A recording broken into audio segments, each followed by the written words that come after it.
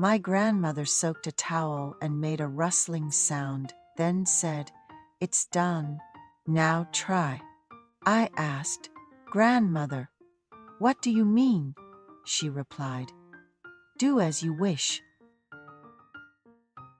Please like and subscribe." I was left in my grandmother's hands and grew up in her care. My grandmother was someone who gave me infinite love. It seems that even such a grandmother had human desires. I was born in the countryside. I heard that my father left home when I was a baby because he had wanderlust. My mother and I lived together until she went to the city to work, in a factory to earn money. At that time, I was 4 years old. My mother left me with my maternal grandmother when she went to the city. It was a fact I learned later. But my maternal grandmother was my mother's stepmother. My maternal grandfather was living alone with my mother. Then he remarried, and that person is the grandmother I'm talking about now. Despite her young age, my grandmother lived a hard life, working in the fields due to poor family circumstances.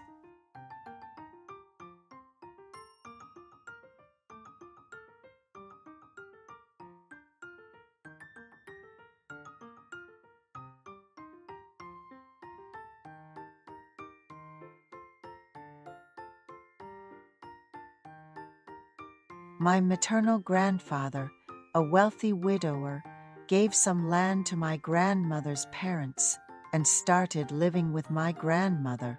So the age difference between my grandmother and my mother is only 16 years. The age difference between my grandmother and me is less than 40 years. When I went to the market with my grandmother in my childhood, many people thought I was my grandmother's son. Not only was my grandmother young, but she was naturally youthful. From a young age, my grandmother held me and put me to sleep. My uncle is my grandmother's son, but my grandmother loved and cherished me, the child of her stepdaughter, more. Everyone in the neighborhood knew about our family situation, but they found it strange that my grandmother loved me so much. It must have been a bit strange to love a grandson who was the child of a stepdaughter more than her own child. One of the men in the neighborhood said this: "There are children or grandchildren that we love more, but there's no reason for it." My uncle was also very good to me. Since our age difference was not too big, we spent time like brothers.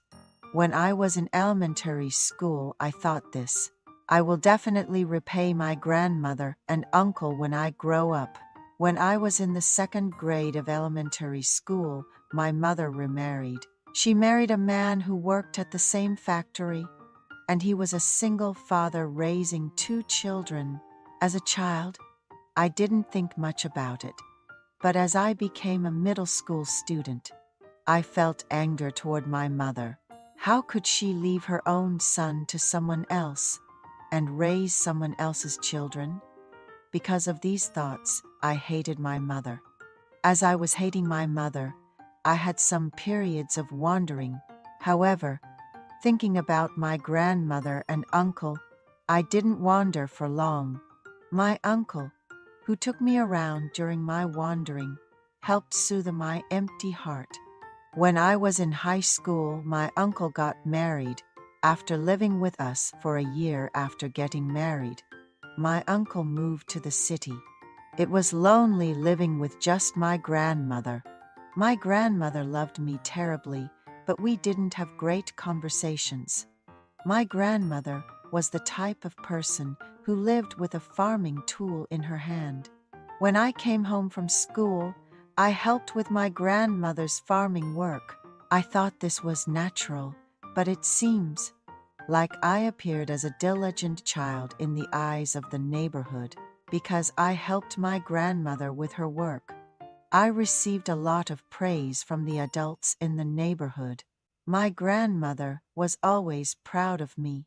After graduating high school and becoming an adult, I started working in a city near our village. Living the three-shift factory life was not that hard. The fact that the money I earned was helping my family made me very proud. However, it seemed like my grandmother was always worried about me living in a dormitory. She was always curious whether I was eating properly and doing my job. When I went home on the weekends, my grandmother prepared a feast for me. I had to eat until I was about to burst because I didn't want to upset my grandmother. Even though it was painful to eat so much, I ate and ate the food my grandmother prepared because I didn't want her to be upset. I once told my grandmother to stop working with the money my uncle sent and the money I earned. I didn't think my grandmother needed to work, but my grandmother smiled and said she liked working.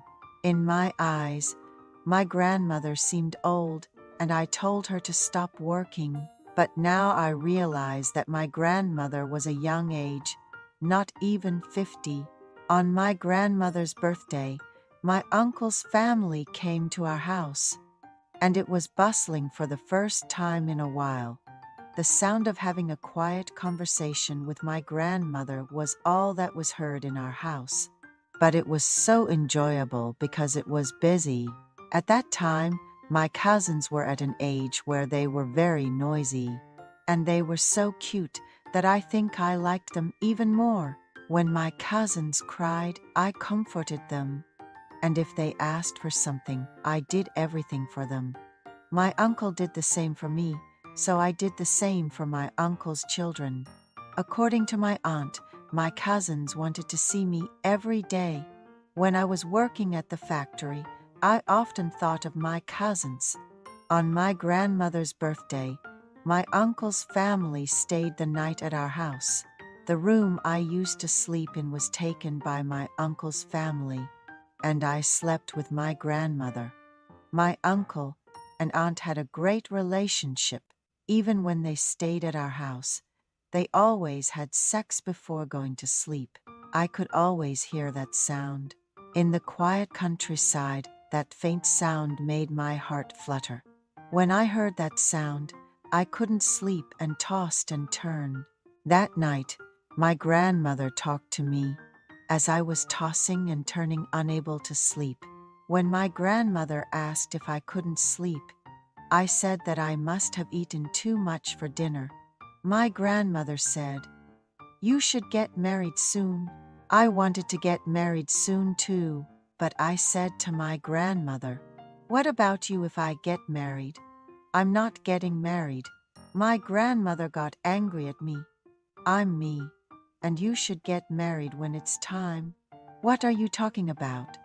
I raised my voice and said, "Anyway, I'm not getting married. I'm going to take care of you for the rest of my life." I heard my grandmother sobbing. Whether she was moved by what I said, or whether she was sorry for our poverty, I don't know. But my grandmother was crying. As I was talking with my grandmother, I heard my aunt open the door and come out. She was coming out to wash after having sex. The sound of my aunt washing was heard for a moment, and then the sound of her urinating was heard. The sound was so loud. My grandmother and I didn't say anything because we thought my aunt might be embarrassed. So the sound of my aunt urinating sounded even louder. After my aunt returned to her room, my grandmother and I continued our conversation. She warned me to be careful with women, which made me laugh. "Grandma, who would want someone like me?" At this, my grandmother sternly responded, "What's wrong with my grandson?" I laughed again at her words. "Grandma, women don't even look at a guy like me." "I don't have any thoughts about them either," my grandmother cautiously asked. "So you don't want to get married?" When she asked this, I blurted, "I do want to get married." On days like today, I envy Uncle. I was worried because I thought my grandmother might misunderstand. She said, "You have to endure even when it's hard. Not only women but men too, if they act recklessly, they end up disgraced." All I could say weakly was, "Uh-huh, I understand. Are you having a hard time? What do you mean?" "You know that thing." She couldn't articulate her words properly. I replied, "It's bearable." When she heard this, she simply said, "I see." She kept asking if I was having a hard time. I got a bit irritated and said, "Ah, Grandma, please stop asking. Can you solve it?" I said this with an angry voice.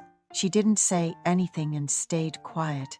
I also remained quiet because I felt like I shouldn't say anything.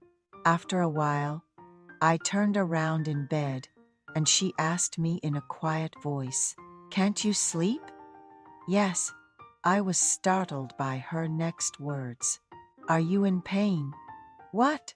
I asked, surprised. She said, "I'm your grandmother. You can tell me." "Are you in pain?" After saying this, she sighed deeply. "Wait a moment, okay?"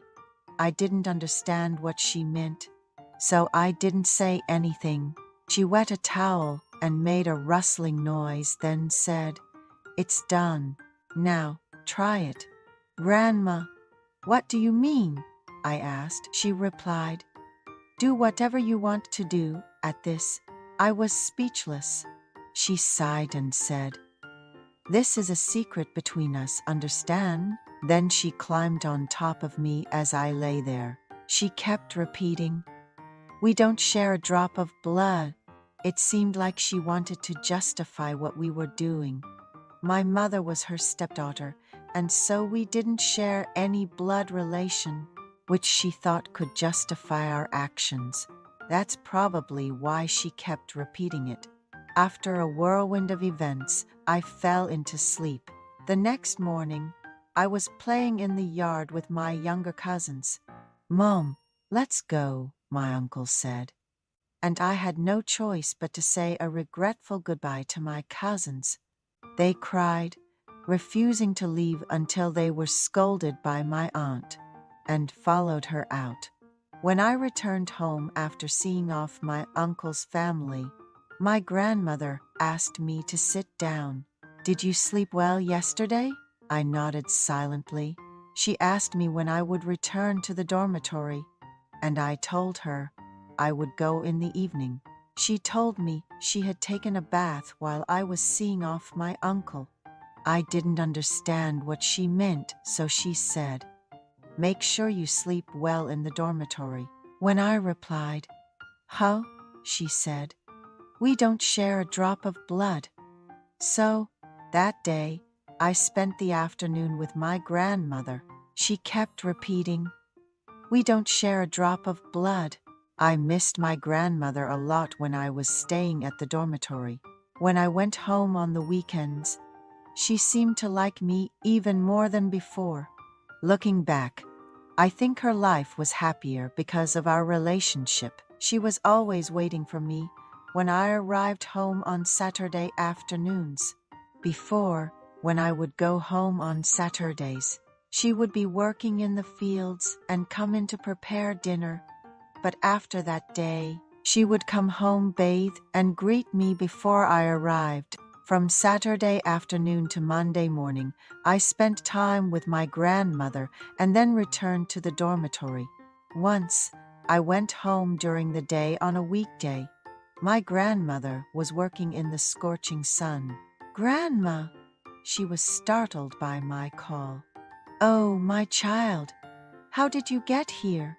she said. "I came because I was sick." She looked at me with surprised eyes, and I smiled.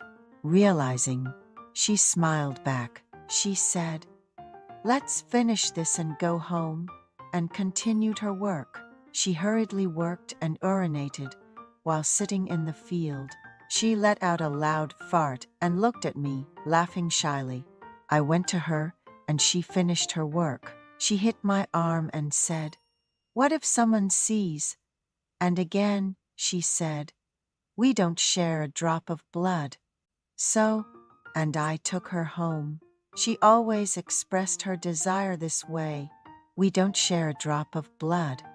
So, at some point, if I didn't approach her, she would express her feelings to me this way.